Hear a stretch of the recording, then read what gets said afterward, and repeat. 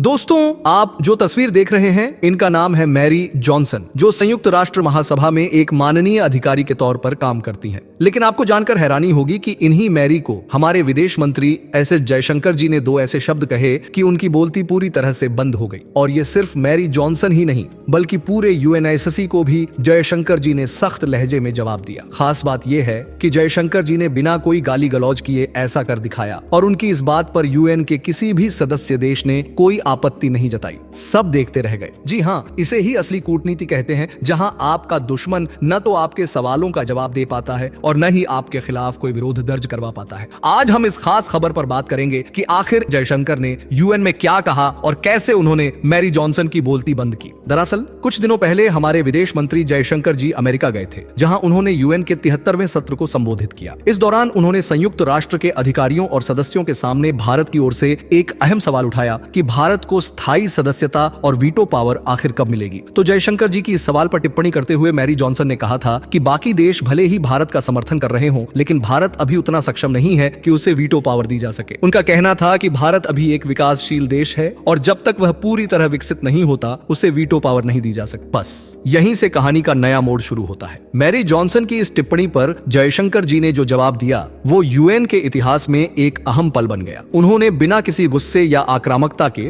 बेहद शांत और सटीक शब्दों में मैरी को जवाब दिया। जयशंकर जी ने उनसे पूछा कि आखिर भारत किस क्षेत्र में पीछे है? क्या भारत डिफेंस में पीछे है? क्या भारत स्पेस टेक्नोलॉजी में पीछे है? या फिर भारत की अर्थव्यवस्था खराब है? उन्होंने सवाल उठाया कि आखिर भारत किस मामले में कमजोर है, यह बताने की कृपा करें। जयशंकर जी ने आगे कहा कि भारत वह देश है जो वैश्विक मंदी के बावजूद भी अपनी अर्थव्यवस्था को लगातार आगे बढ़ा रहा है। आज भारत में $100 बिलियन से ज्यादा का विदेशी निवेश हो रहा है। भारत की जीडीपी, फॉरेक्स रिजर्व और अंतरराष्ट्रीय व्यापार हर साल मजबूत हो रहे हैं। उन्होंने भारत की उपलब्धियों का उदाहरण देते हुए कहा कि यूपीआई और रुपे कार्ड जैसे भारतीय सिस्टम अब वैश्विक स्तर पर भी इस्तेमाल हो रहे हैं। जयशंकर जी ने यह भी कहा कि चाहे कोई प्राकृतिक आपदा हो या मानव निर्मित संकट, भारत हमेशा मदद के लिए सबसे आगे खड़ा रहा है, चाहे वह देश दोस्त हो या दुश्मन। भारत ने कभी भी जरूरतमंद की मदद करने से पीछे नहीं हटाया। और ऐसे में यह कहना कि भारत अभी विकसित नहीं हुआ है सही नहीं है, बल्कि यह कह सकते हैं कि जो काम आज विकसित देश नहीं कर पा रहे वह काम भारत एक विकासशील देश होते हुए भी कर रहा है। जयशंकर जी ने अपनी बात को और भी मजबूती से रखते हुए कहा कि संयुक्त राष्ट्र का असली उद्देश्य यही होना चाहिए कि वह दुनिया में शांति स्थापित करे, लेकिन हाल के वर्षों में देखा गया है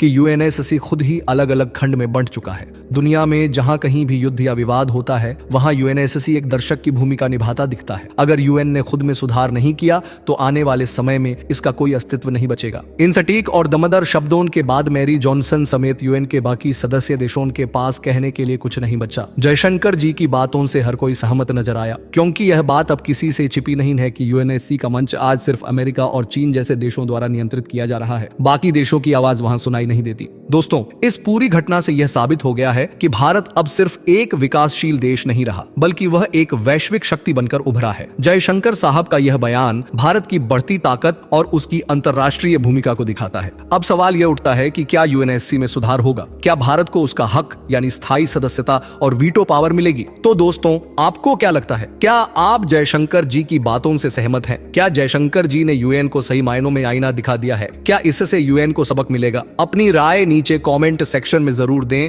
साथ ही इस वीडियो को दूर दूर तक शेयर करें, लाइक करें और चैनल को सब्सक्राइब करें। धन्यवाद।